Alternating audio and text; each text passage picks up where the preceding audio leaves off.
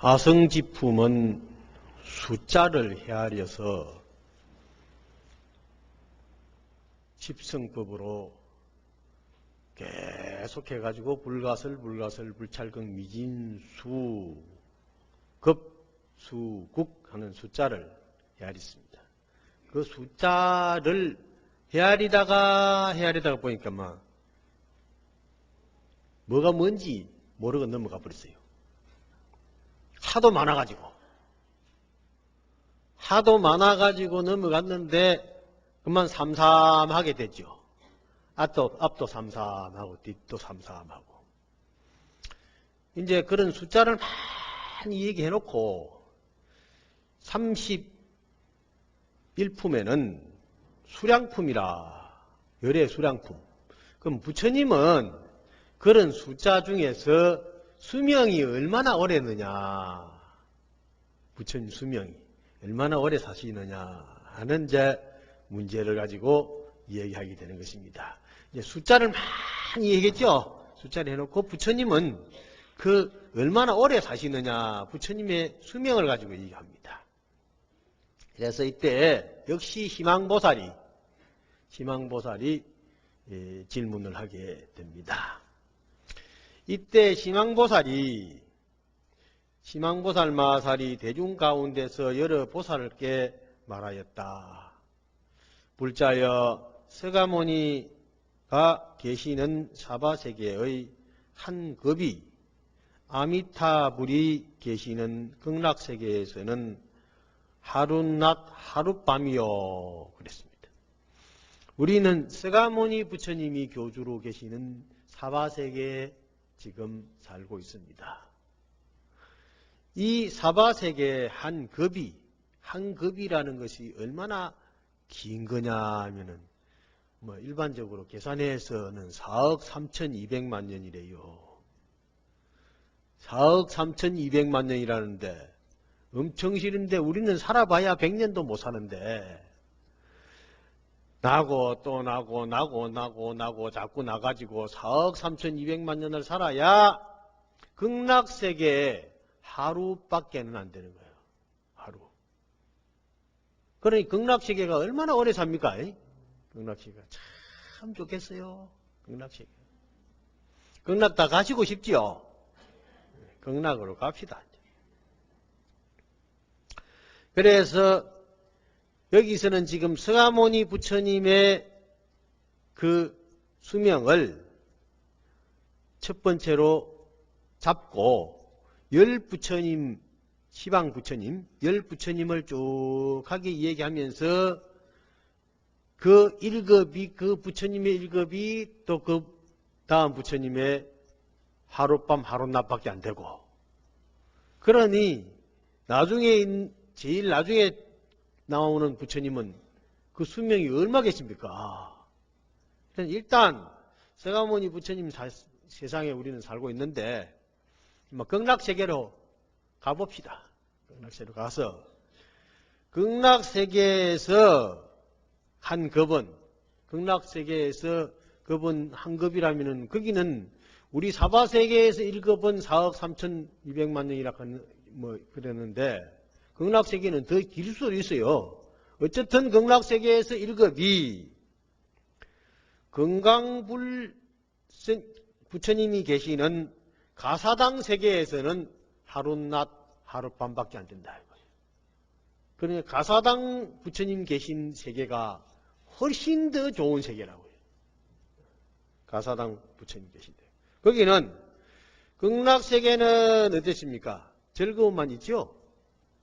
즐거움만 있는데 아주 기쁨밖에 없어요.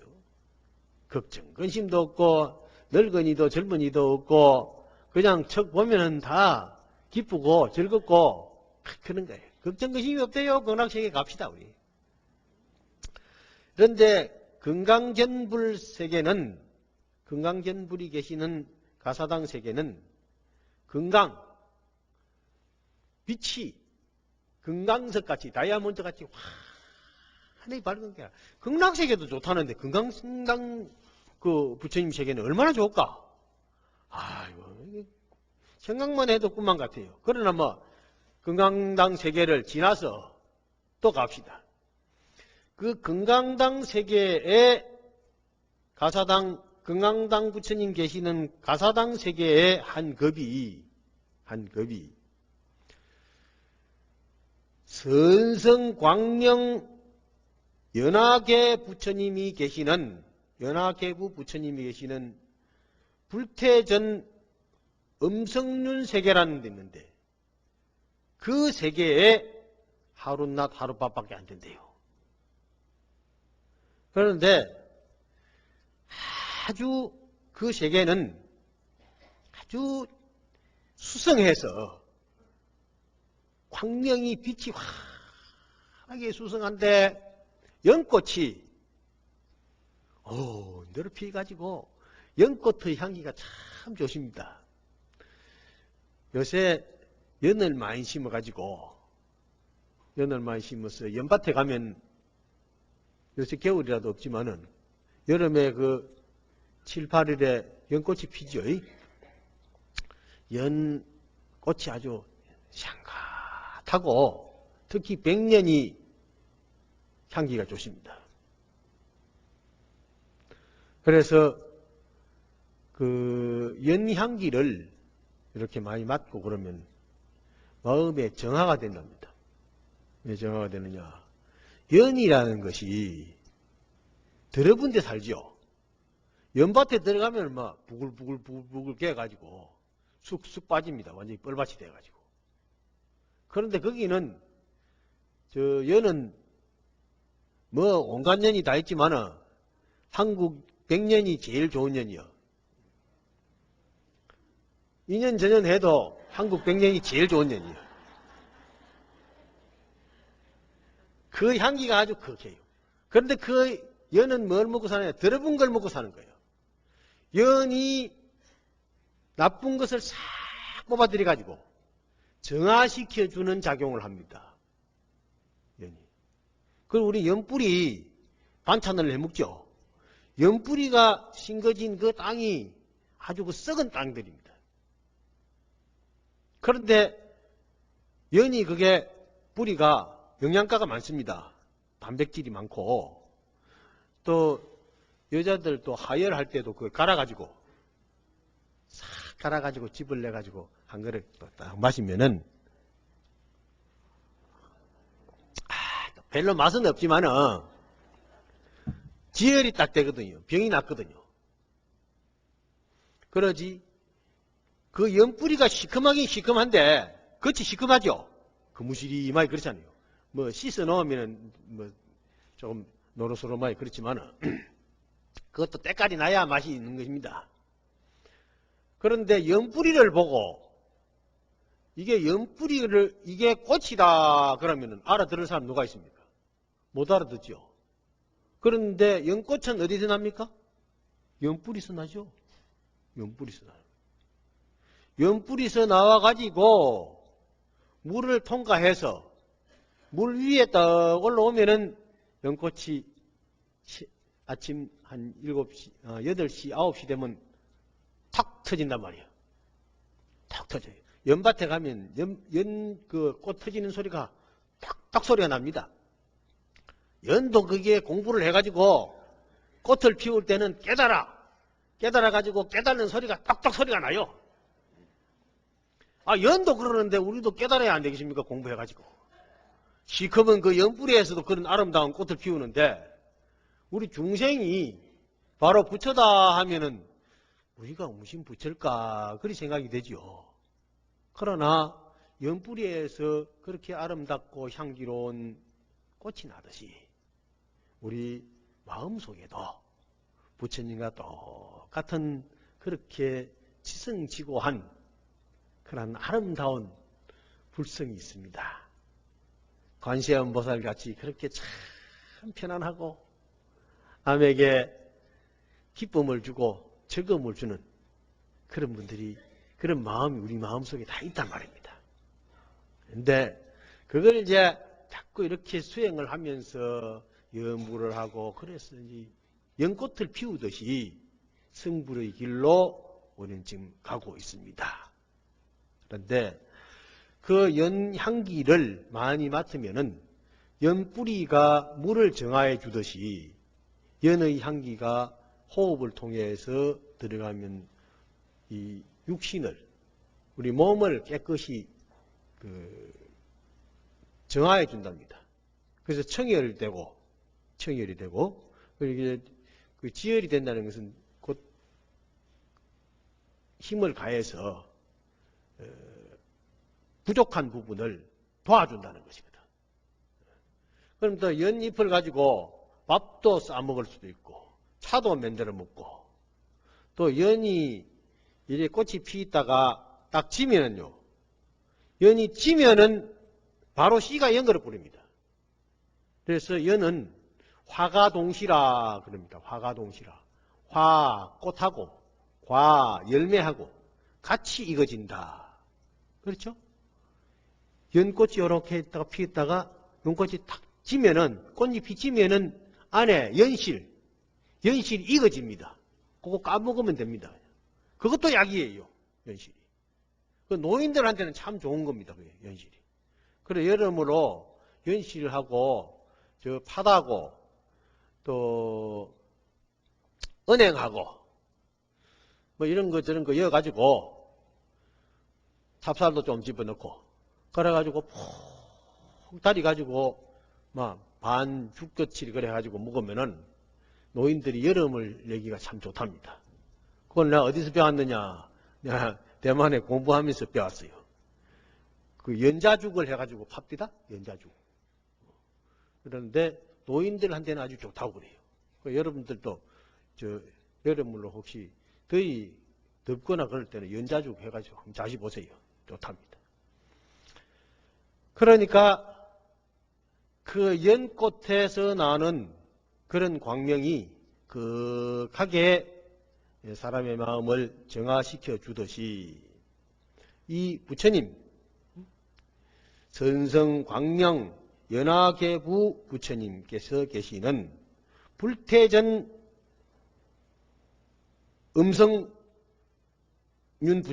음성윤 세계, 그러니까 그 불태전 음성윤이니까 그 세계에 태어나기만 되면은 다시는 다른 데로 안 태어나는 거예요. 갔다가 그러면 쫓겨나지는 않아요. 절대 안 쫓겨나요. 안 쫓겨나고 올라가야 돼요. 그럼 어디로 가느냐? 거기에서 1급을 지나면은 긴 시간 동안 수행을 잘 하면은 그 다음 어디로 가느냐? 그 세계보다도 5번째 세계입니다. 그러니까 있잖아. 법당 부처님이 계시는 이구세계 하룻낮 하룻밤밖에 안 된다.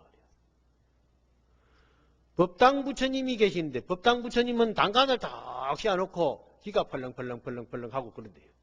그게 뭐 온 세상 천지가 다 보이는 거예요. 그런데 법당은 어디다 세우느냐? 우리 마음의 법당입니다. 더 보면은 온 진리가 한 마음에서 다 보이는 겁니다. 그런데 그 세계에, 그 부처님 세계가 이구 세계니까 더러움이 없어요. 아까 연밭 세계에는 뭐 더러움이라도 있었겠지만 연밭에는 그건 중생심을 얘기해서 연밭을 이야기하는 것이지 본래 연꽃은 얼마나 밝고 청순한 것입니까? 그런데 이 이구 세계에는 더러움을 다 여인 그런 세계예요. 아주 깨끗하고 깨끗한 그런 세계. 그 세계가 있는데 그 세계의 1급이 사자 부처님이 계시는 선동세계의 하룻낮 하룻밤밖에 안 된다. 사자 부처님은 설법을 잘하는 사자후, 사자가 짐승 중에서 제일 어른입니다. 짐승 중에서. 그 다음에 이제 호랑이가 있죠. 호랑이가 보통 뭘 많이 잡아먹는다 하지. 사자는 그렇게 포악하게 사람들이 얘기 안 하죠. 사자는 아주 점잖은겨. 그래서 부처님 법문을 사자후라 그럽니다. 사자후. 사자와 같은 목소리로 법문을 하신다. 사자가 한번 하면은 일체 짐승들이 전부 놀래가지고 막 발발발발 뛰고 그럽니다. 그런데 호랑이는 이 깨가 좀 많거든요. 사자보다. 호랑이가 배가 고파가지고 새벽녘에 배도 고프고 자고 나니까 뭘 좀 먹을 게 있을까 싶어서 내려왔단 말이에요. 내려와서 착 보니까 눈에 뭐가 하나 띄었어요. 띄었는데 일이란 놈이 하나 띄었어. 일이. 여우새끼가 일이라. 그래가 탁 잡아 먹으려고 배가 고프니까 탁 텁질락 하는데 잠깐! 일이가. 요것 보게. 요 조그마한 게요. 닭 한 입에 딱 들어 넣을게 잠깐 하고 큰 소리 탁 친단 말이에요. 그래, 너 왜 그러냐, 이제. 제가 옥황상제님의 부름을 받고 이 땅의 짐승들을 다 다스리라 하는 명령을 받고 여기 왔습니다. 들어보니 옥황상제를 들미는 데는 또 마음이 의심하기도 하는데 보이자 면행이 가짠거든. 그러니까 호랑이가 딱 의심을 하는 것 같으니까 이 여우새끼라는 놈이 퍼뜩 또 그걸 딱 알아치고는, 그러니까 알아치기를 잘해야 돼요. 알아치기. 딱 알아채고는 나를 못 믿으면은 나를 좀 따라오십시오. 실제적으로 실수해서 한번 봅시다. 내 위력이 어떤가. 그러니까 호랑이가 그럼 가보자. 한번 믿어보자 싶어서 어쨌든 가다가 또 잡아먹어도 되니까 가자 해서 척 갔단 말이에요. 가니까 토끼 고라니 온갖 짐승들이 막 있는데 그냥 뒤가 쭈긋해가지고 보자마자 다 도망가거든요. 다 도망가니까 하야가 착 돌아서면서 이거 보시오. 저 사람들 쟤들이 말이야. 저 사람들이 하면 안 되지. 쟤들이 말이야. 전부 도망가지 않습니까? 쟤들이 다 나를 알아보는데 우리 이제 호랑 할아버지께서는 나를 못 알아보십니까? 그러느냐고. 호랑이 속았어. 속았는데 왜 그러냐? 그게 이제 호이호이라 그러느냐. 호랑이의 위력을 그 여우가 이용했다는 거예요. 도망간 짐승들이 그 여우 새끼 보고 도망간 게 아니고 호랑이 보고 도망간 거예요. 호랑이 보고. 호랑이가 같이 떠오니까 겁이 나니까 여우야 그거 보이 계십니까? 호랑이가 떠오니까.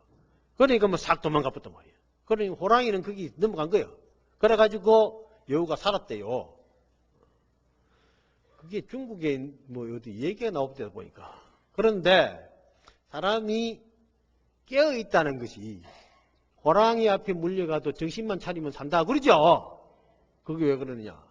요새 경제가 대단히 어렵다고 그러는데 장사도 안 되고 뭐도 안 되고 뭐도 안 되고 그런다는데 정신을 바짝 차려야 돼요. 이럴 때일수록. 정신을 바짝 차리고 뭘 해야 되느냐. 바짝 차리고 요래요래 자꾸 산란해가지고 돌아보고 하면은 이것도 이래도 가보고 저래도 가보고 그러면 안 됩니다. 그러면은 산란해서 마음이 안정이 안 되거든요. 이럴 때는 어떻게 해야 되느냐. 어떻게 해야 정신이 바짝 드느냐. 기도를 해야 돼요. 기도를. 그저 일어나자마자 부처님, 난 부처님만 믿습니다. 그저 제가 믿을 기라고 다른 게 계십니까? 세상에 다 소용없고 오직 부처님만 믿습니다. 그래 떡하니 절을 하고 관세음보살 하고 싶으면은 관세음보살 간절하게 하고, 지장보살 하고 싶으면 지장보살. 그건 네 박자가 돼가 하기가 더 좋아요. 지장보살은. 그건 네 박자예요.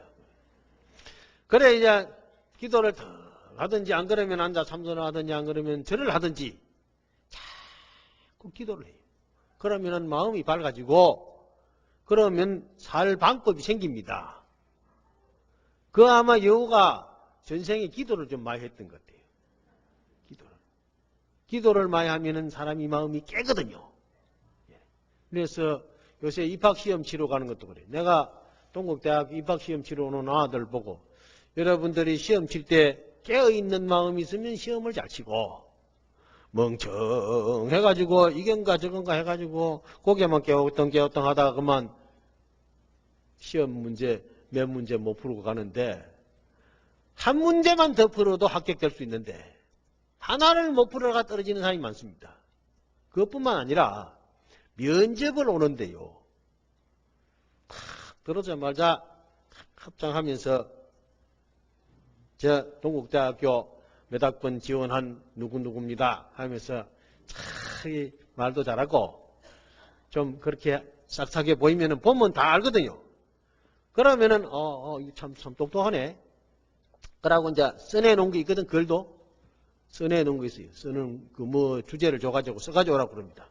글도 좀 반듯반듯하게 잘 써가지고 하는데, 근데 요새 아들이 전부 컴퓨터 가지고 무슨 게임이가 한다라고 글을 잘 안 써요. 편지도 잘 안 써보고 해가지고.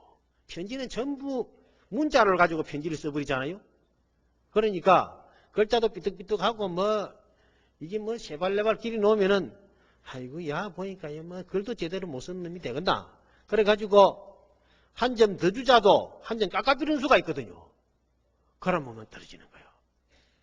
그러니까 세상 사람을 마음을 돌리는 게 다릅니다.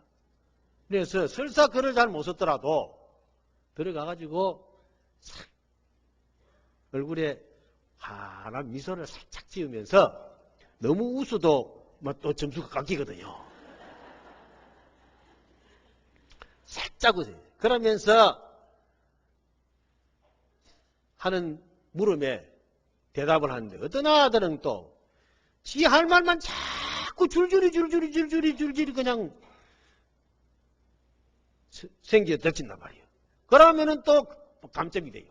적당하게 딱 봐가지고 상대방을 딱 봐서 딱딱 끊어 나가면은 이거 똑똑하네. 그러면서 한 점 더 준단 말이에요. 한 점 더 주면은 합격됩니다. 그러니까 그건 주관식이기 때문에 자기가 학이 달렸고 시험 보는 사람도 학에 달렸고 검증하는 채점하는 교수도 채점하는 데 따라서 기분에 따라서 다른 겁니다. 그게 주관식이라는 게.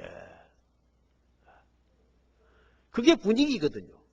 그 분위기는 어떻게 해서 달라지느냐. 마음이 밝고 깨어있는 마음, 그 마음에서 그 상황, 환경을 잘 판단하고 그래서 거기에 적응해 가야 되는 거예요. 부처님 법도 전부 대중에 적응해 가기 때문에 부처님 법이 훌륭한 법이고 듣는 사람이 전부 마음에 뭔가를 얻고 가고 또 알아차리고 깨달아가게 되는 것입니다. 그러니까 여기에서 사자부처님이 사자부처님이 이제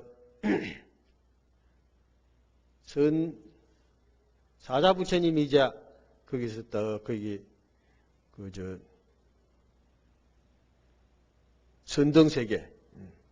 선등세계에 하룻밤 하룻낮이 그렇게 아주 긴 것이죠. 그런데 선등세계의 사자부처님 세계보다도 그 세계 1급이 광명장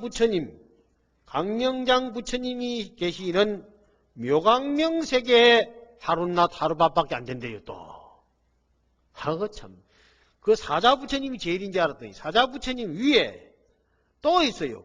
그 세계보다 더 오랜 아주 그냥 행복한 세계가 또 있단 말이에요. 그래서 광명장이라는 것은 광명. 이 환한 광명이라는 게 광명 없이면 살 수가 있습니까? 빛이 있어야죠. 마음이 환하게 밝은데 거기에는 또 묘광명 세계라고 그래. 그 광명장 세계, 광명장 부처님의 세계를 묘광명이라고.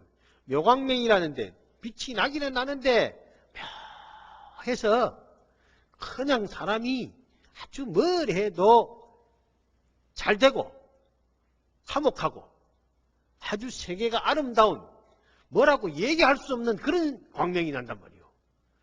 그러니 얼마나 그 세계가 좋겠습니까? 그런 세계의 1급이 또한 이제 법강명 연화계부 부처님이 계시는 난초가 세계의 하룻낮 하룻밤밖에 안 된다. 그래서 법강명 법의 진리, 아까는 연화계 부처님이 계시지만 요는 이제 그는 선성광명인데 얘는 법광명이야. 진리의 빛이 환하게 나는데 진리의 빛이 진리의 연꽃을 피우는 거예요. 진리의 연꽃은 모양이 없는 겁니다. 마음이 환하게 밝아지듯이. 그런 부처님이 계시는데 그런 부처님은 세계를 갖다가 난초가라. 어려움이 다 초가 되는 기라. 어려움을 싹 지내가는 게. 그거 가면은 쉬운가 봐요. 뭐가 잘 되는가 봐. 아니 뭐 사바세계에서부터 지금 몇 세계를 지내옵니까? 1급이 또 하룻밤 하룻나, 1급이 또 하룻밤 하룻나. 그렇게 지나오니까 지금 엄청 실이 긴 시간을 지금 지나가고 있습니다. 우리가 지금. 우리 한평생도 긴데 여기서 지금 뭐 말할 수 없어요.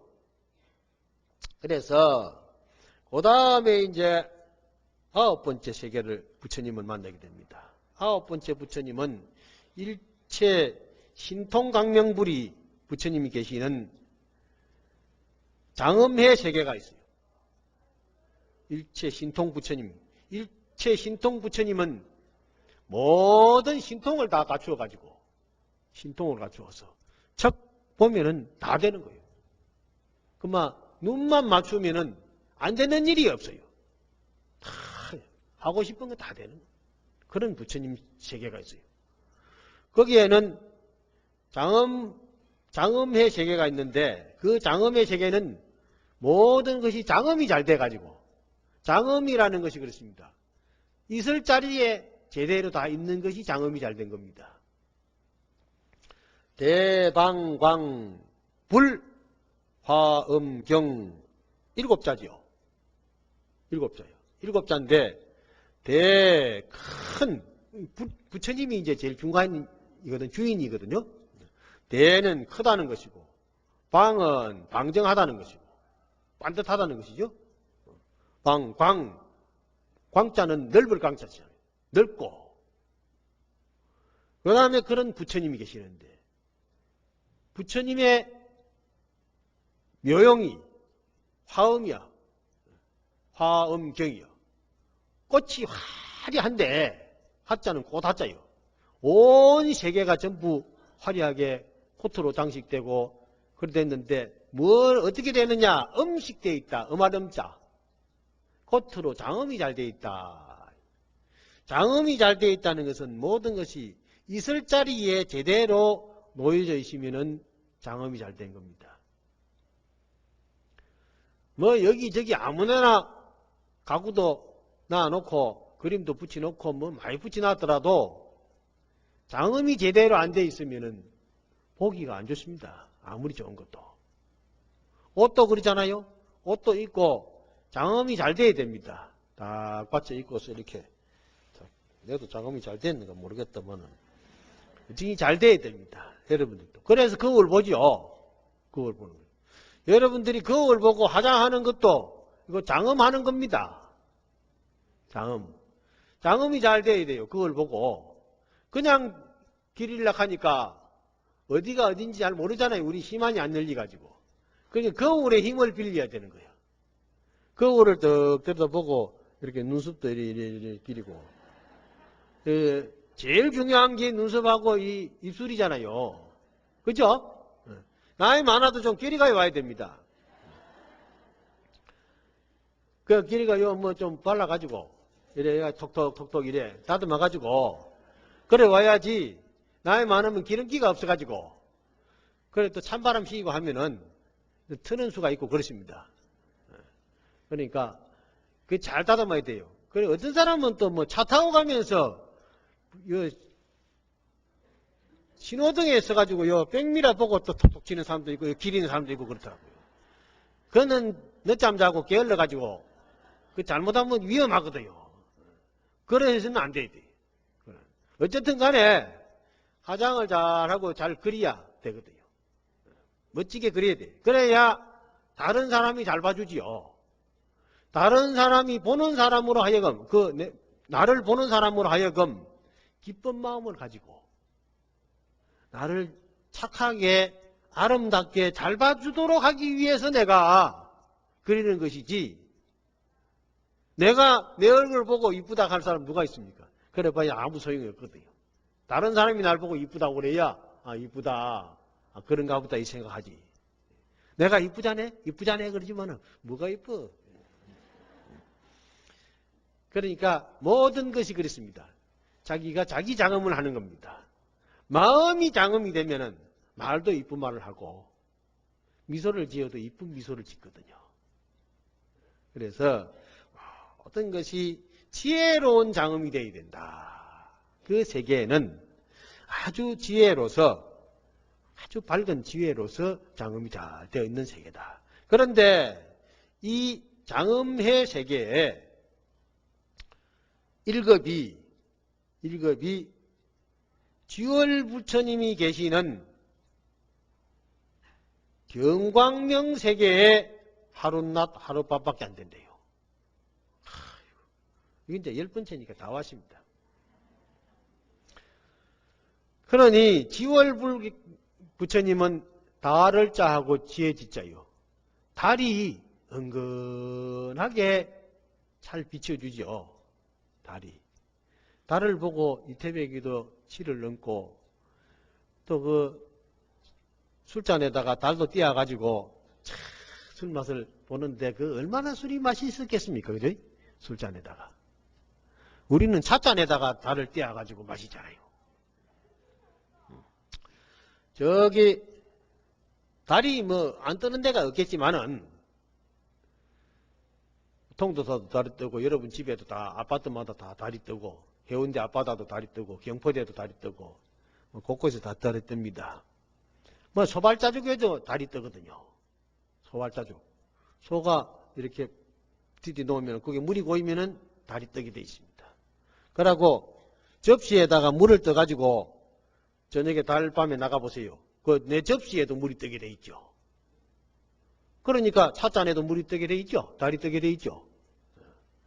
그래 저 지리산에 내가 금년 여름에 살면서 거기 누각이 가널루라. 가널루. 달 보는 누각이라요. 그래서 저녁에 차를 떡 거기 보고 보니까 달이 찻잔에 동동동동 떠가 있대. 이태백이도 이 맛에 술잔을 기울였구나. 그러나 한 잔 마셔봤죠. 마셔봤더니 달 맛도 없어요. 그 달이 무슨 의미를 가진 것이냐.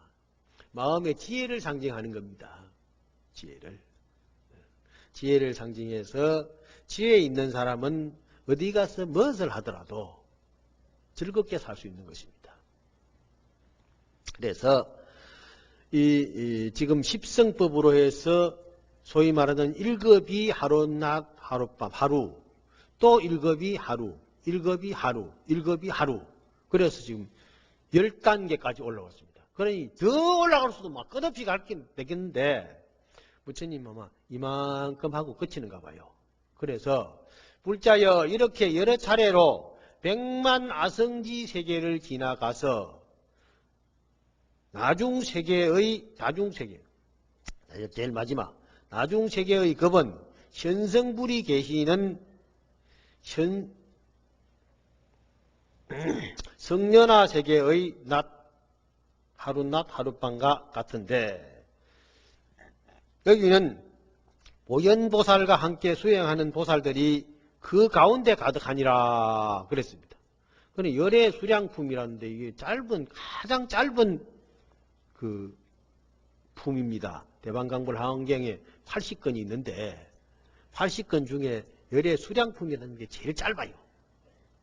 제일 짧은데 그런 짧은데 세월은 엄청 실이 깁니다. 아까 열 부처님 세계를 했지만은 그 열 부처님 세계뿐만 아니라 거기에서 100만 아성지 세계를 지나서 현성 부처님이 계시는 성년화 세계 연꽃을 탁 그 숲승한 연꽃이 피는 그런 세계를 간다. 전부 지금 연꽃 세상을 다 지나가고 있는데 거기 가면은 보현보살과 함께 수행하는 보살들이 가득 차 있다는 거예요. 그러니 결국은 최종적으로는 보현보살의 행원을 실천해서 완전한 깨달음을 얻게 되는 것이다.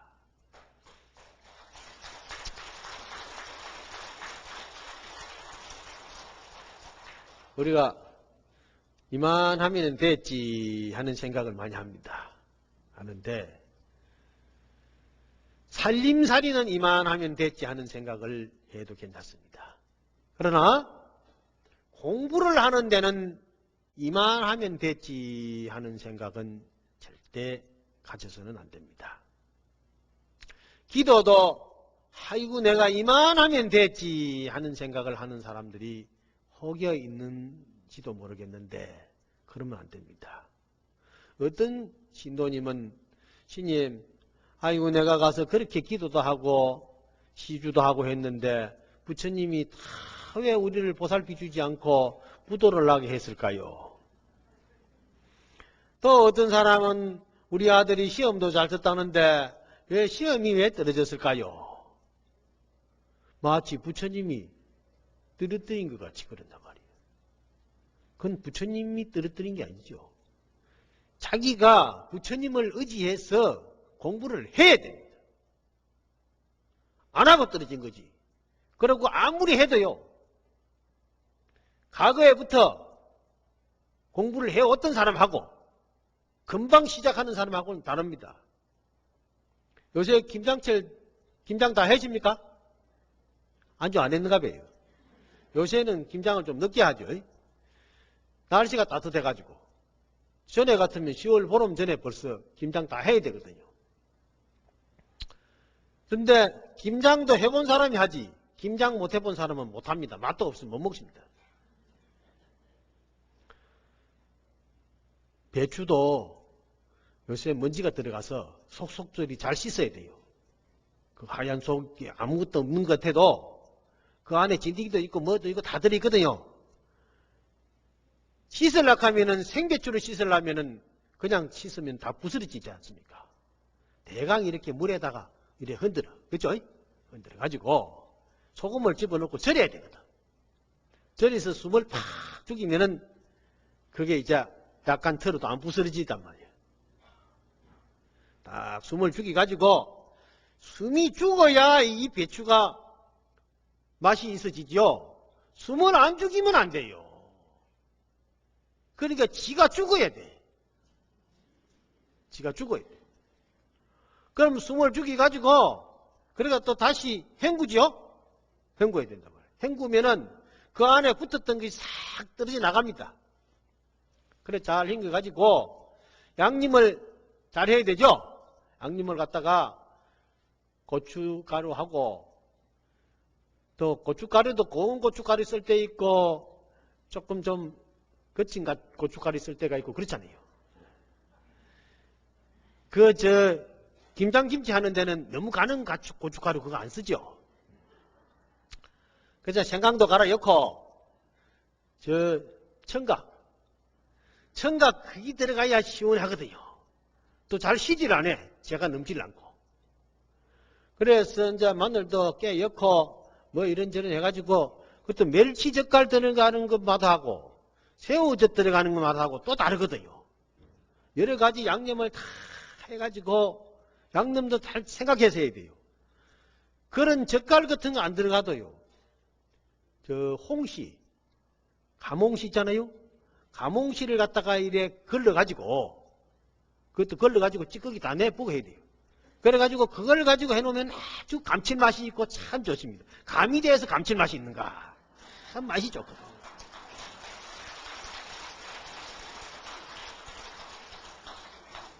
그래 속을 잘 버물러 가지고 배추에다가 발라야 돼. 그죠? 바르는 걸 잘 발라야 돼요. 저 무채를 싹싹 썰어가지고 발라가지고 딱 오물트려 가지고서는 오물트려 가지고 돌돌 말아서 또 너무 크게 한 포기씩 해놓으면 나중에 끄집어내 먹기가 사나보니까 그것도 따개가지고 칼집을 내가지고 그래 딱 해가지고 탁 담아서 꼭 눌러야 된단 말이에요. 그래 발효가 잘 돼요. 그냥 실실 집어넣어 놓으면은 틈이 생겨가지고 바람이 많이 들어가지고 발효가 잘 안 되거든요. 꼭 눌러가지고서는 그 위에다가 그 배춧잎 긴 그릇 갖다가 한 키 탁 덮어가지고 돌멩이를 가지고 딱 눌러가지고 그래 뚜껑을 탁 덮어놔야 된단 말이에요. 그래 넣으면은 그럼 있거든요. 그 발효가 돼가지고 그 안에서 그 발효가 돼서 사가야 맛이 나지 실이 안 사가면은 맛이 안 난단 말이에요. 푹 끼고 놓으면은 크게 가지고 끄집어내 놓으면은 얼마나 맛있어요. 요새 아주 좋죠. 그래 익은 걸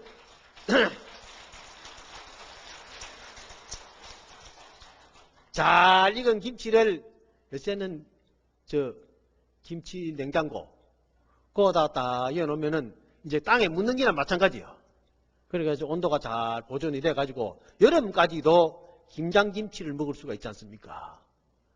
김장김치는 봄에 담근 김장김치는 김장김치가 맛이 없습니다. 가을에 담가야 돼요. 반드시 가을에 담가야 돼요. 가을에 그 배추 맛이 딱 연걸었을 때 담가야 된단 말이에요. 요새 뭐 홍시도 여름에도 홍시 뭐 옛날 임금님들은 여름에 홍시 못 자시지만은 요새 여름에도 홍시 자시잖아요. 그렇지만은 가을 홍시 맛하고 아무리 냉장고에 넣어놨던 홍시지만은 여름 홍시 맛하고는 다릅니다. 그때 때를 맞춰서 먹어야 됩니다. 그래 그 김치도 자기가 푹 썩어서 남을 맛있게 해주잖아요. 남을 맛있게 해준단 말이에요. 그렇듯이 우리가 수행하는 것도 자기가 푹 사가 수행을 해서 푹 사가야 남을 기쁘게 즐겁게 해주는 것입니다. 알겠습니까?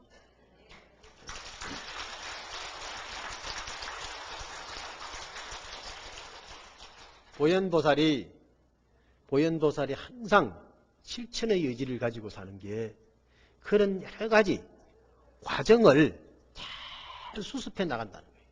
우리가 세상을 살 때 하나라도 잘못하면 안 됩니다. 정신 딱 차리고 살아야지. 양념 잘 해놓고 소금 한번 듬쓱 집어넣으면 짜서 못 먹거든요. 그러니까 하나하나를 잘 챙겨서 해야 된다. 그러면은 그게 오래 갈 수 있거든요. 이제 이 부처님 세계를 오래 이렇게 얘기하는 것은 왜 그러느냐? 수행하는데 그만큼 오랜 시간이 걸리더라도 지겨워하지 말고 꾸준히 노력하면은 결국은 깨달음을 얻어서 부처님이 자비강명을 나의 자비강명으로 할 수 있고 내 마음에 있는 이 자비강명을 끌어내어서 모든 사람들에게 베풀어 줄 수 있는 그런 훌륭한 불자가 될 수 있다는 그런 말씀입니다. 그래서 이제 열애 수량품은 그만하고 32번째 제보살 주처품이라는 게 있습니다. 모든 보살이 계시는 곳이요. 그때 심왕보살 마살이 대중 가운데서 여러 불보살에게 말하였다. 이제는 수량 아성지품에서는 숫자를 말하고 열애 수량품에서는 부처님의 생명을 말해서 그 생명의 세계로 끌고 갔고, 지금은 이제 보살이라는 아까 내가 설명했죠. 보살은 부처님이 중생을 제도하기 위해서 화현에 나온 보살. 근데 중생심을 가지고 중생 속에서 상구보리 하화중생, 항상 부처님에게 기도하면서 부처님의 공부를 하면서 모르는 사람들에게 널리 가르쳐주고 인도해주는 그런 일을 하는 분이 바로 보살입니다. 그리고 우리가 전부 보살이에요. 여러분들도 다 보살입니다. 그제 심한보살님께서 하시는 말씀이, 불자여 동방에, 여기는 이제 동서남북 상 간방 해서 쭉 이제 지금까지는 숫자를 얘기했는데 이제는 지역을 얘기합니다. 방위를 들어서. 불자여 동방에, 동쪽에 선인산이 있으니, 신선이 사는 산이 있으니, 옛적부터 보살들이 거기 있었으며 지금은 금강성 보살이 그의 근속 300보살과 함께 그 가운데 있으면서 법을 연설하느니라 그랬단 말이에요. 이게 첫 번째 동방보살입니다. 그래서 금강성 보살이 근속 300명을 데리고 300보살과 함께 지금 법을 설하고 있대요. 동쪽으로 가면. 그 다음 두 번째 남방으로 갑시다. 이제 남방에 성봉산이라는 산이 있는데 옛적부터 보살들이 거기에 있었으며 지금은 법회보살이 그의 근속 500보살과 함께 있으면서 법을 설하고 있다. 남쪽에 보살들이 그리 500부처님, 500보살이 계신데요. 그래서 법회보살이 성강산이라는 것은 아주 수성한, 참 오르면 아주 기분 좋은 그런 산인가 봐요.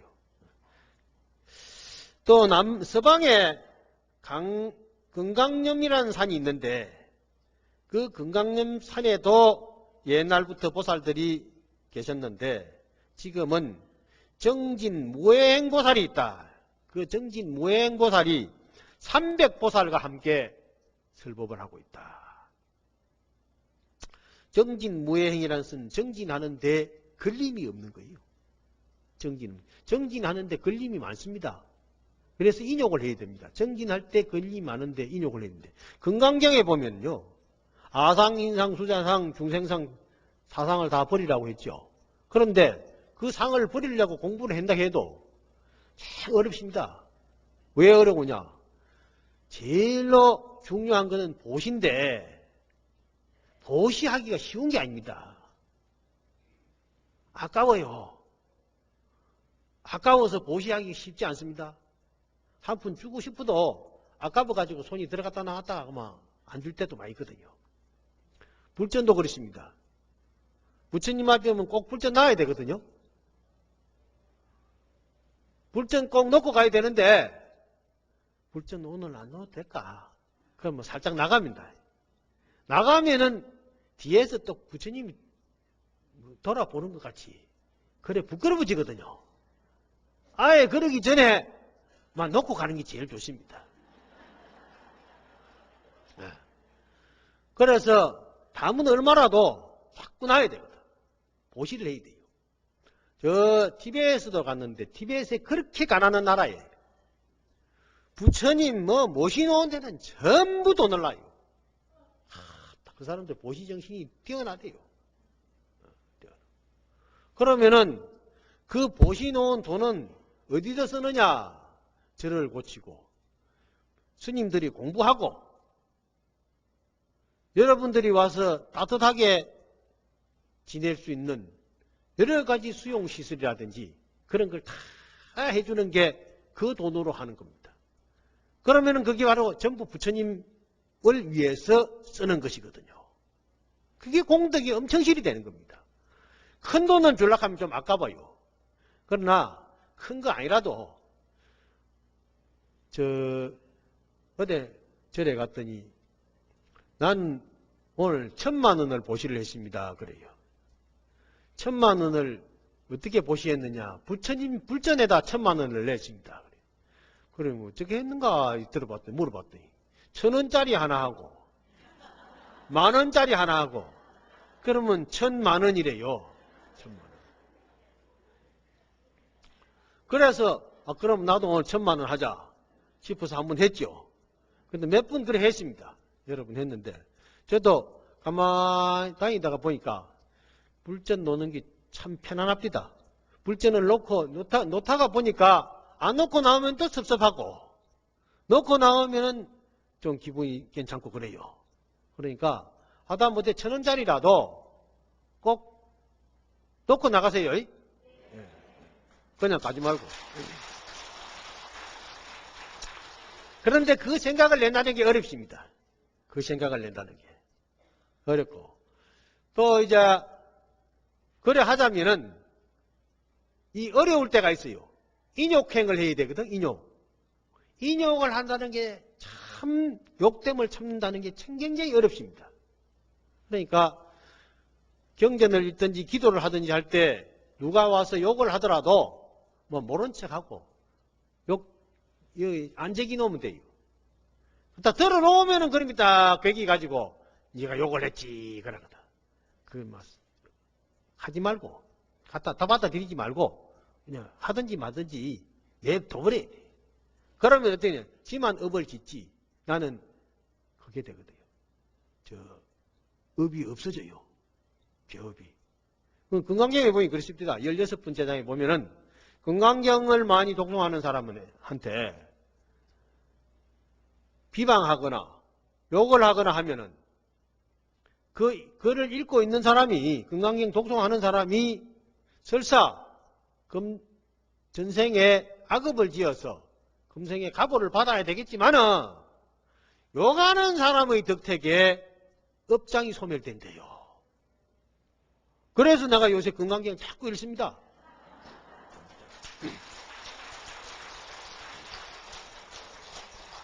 금강경 자꾸 읽는데 오늘 아침에도 내려오면서 또 금강경 읽고 올라가면서 또 금강경 읽습니다. 아침에 일찍 일어나가지고 부처님 앞에 절하고 나오기가 바빴어요. 오늘은. 그랬는데 보다가 비행기 오면서 한번 읽고 졸음이 와가지고 신문 좀 보다가 그래 와서 내리다가 또 이래 왔는데 올라갈 때는 좀 덜 피곤하니까 올라가면서 금강경 또 읽고 저녁에 자기 전에 또 읽고 금강경을 자꾸 읽으려고 그래요. 왜 그러냐? 그 대목을 보니까 내가 금강경 읽는데 누가 날 보고 욕만 하면은 나는 업장이 소멸되니까 참 고맙단 말이요.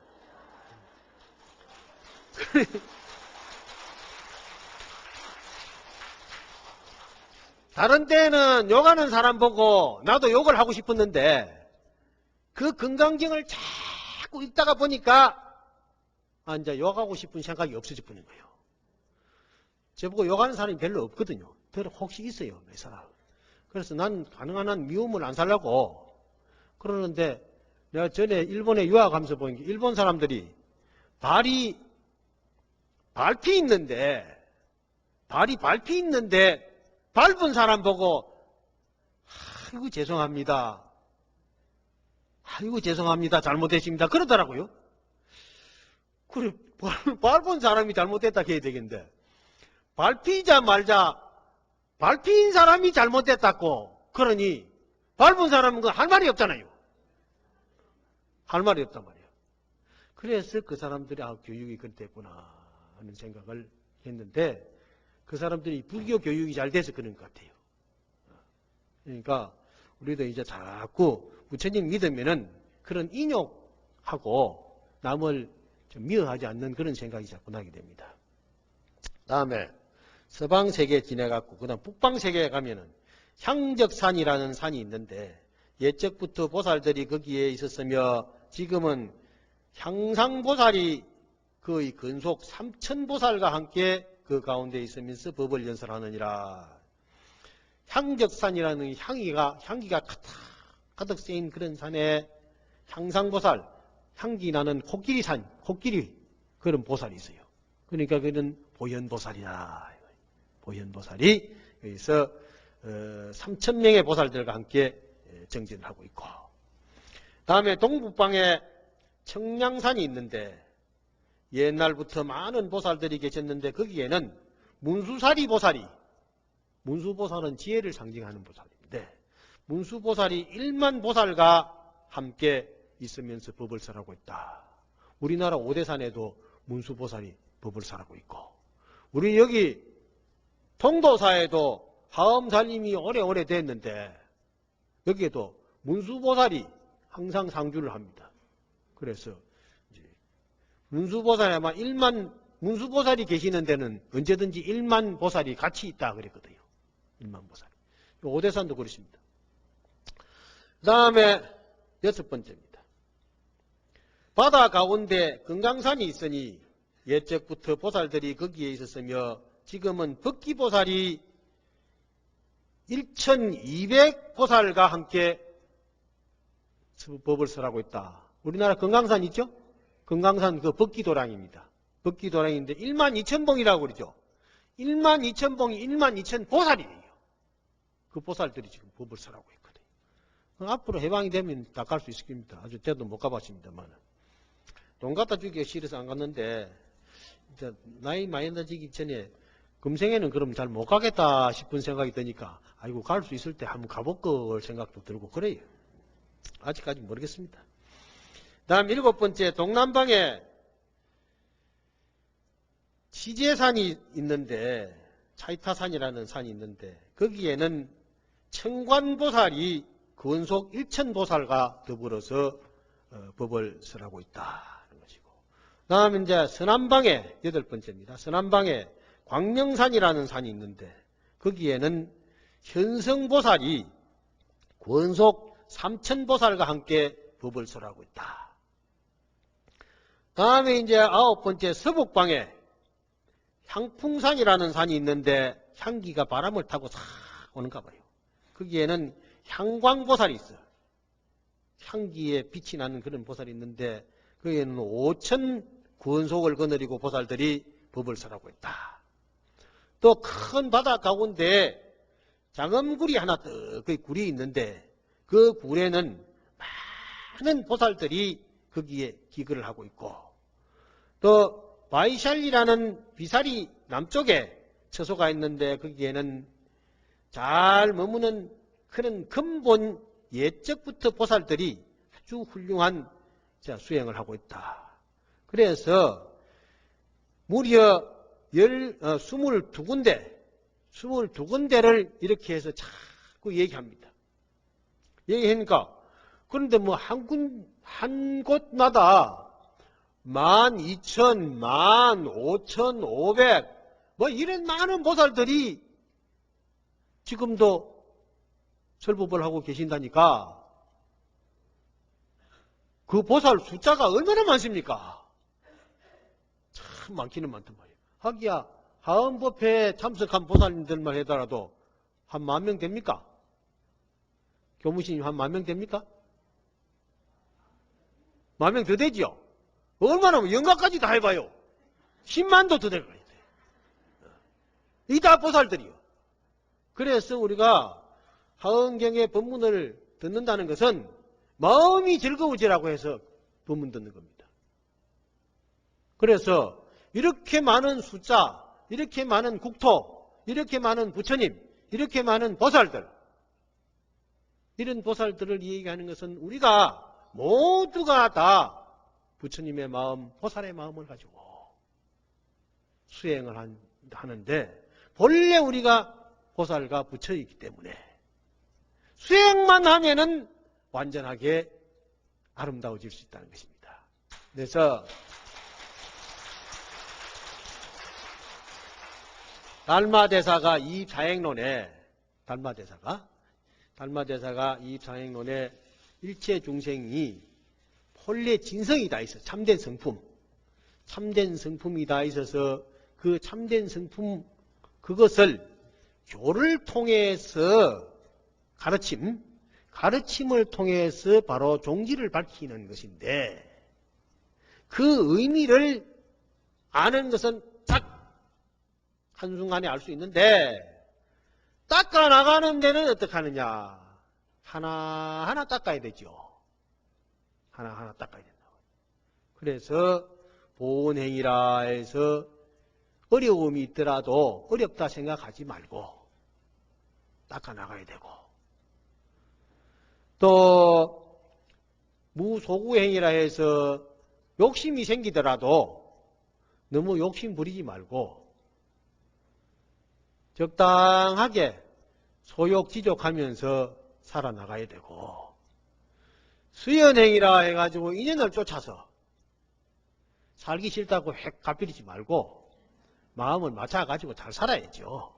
초심으로 돌아가서 연애할 때는 잘 해놓고서는 나중에 살기 싫다고 가버리고 그러면 안 된단 말이에요.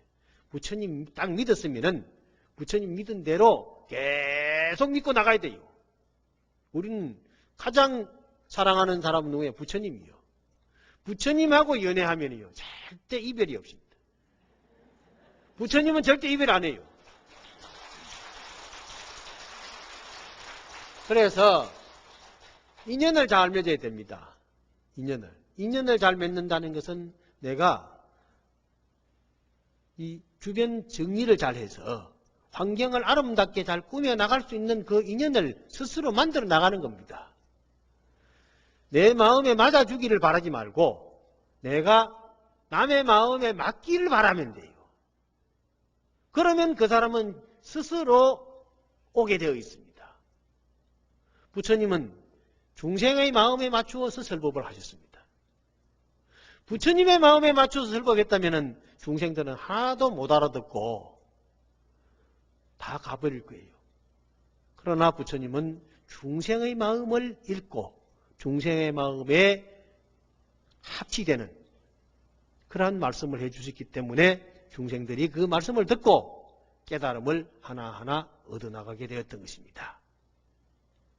그리고 이제 이사행론의 사행이라는 하나 중에 하나는 칭법행이라 해서 칭법행은 반야바라밀다를 성취하는 것인데 반야바라밀다를 성취하자면 보시, 지계, 인욕, 정진, 선정, 지혜가 반야바라밀다예요. 그래서 보시를부터 시작해가지고 인욕을 해야 되고 또 계율을 지켜야 돼요. 지계, 정진, 부지런히 노력하죠.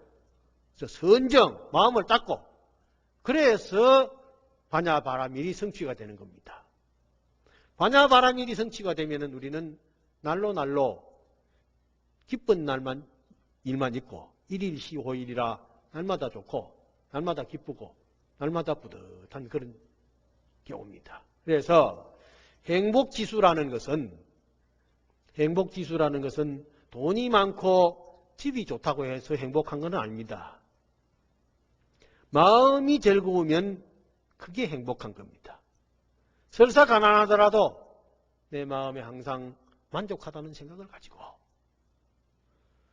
기도하고 염불하고 참선하고 지혜롭게 살 수 있다면 그 지혜로운 마음으로 장사를 해도 남에게 밝게 대할 수 있고 공부를 해도 고요한 마음으로 밝은 정신으로 공부를 하니 공부도 잘 되고 그래서 출세도 하고 세상을 아름답게 꾸며 나갈 수 있는 그런 지혜와 능력이 스스로 갖추어지게 되는 것입니다.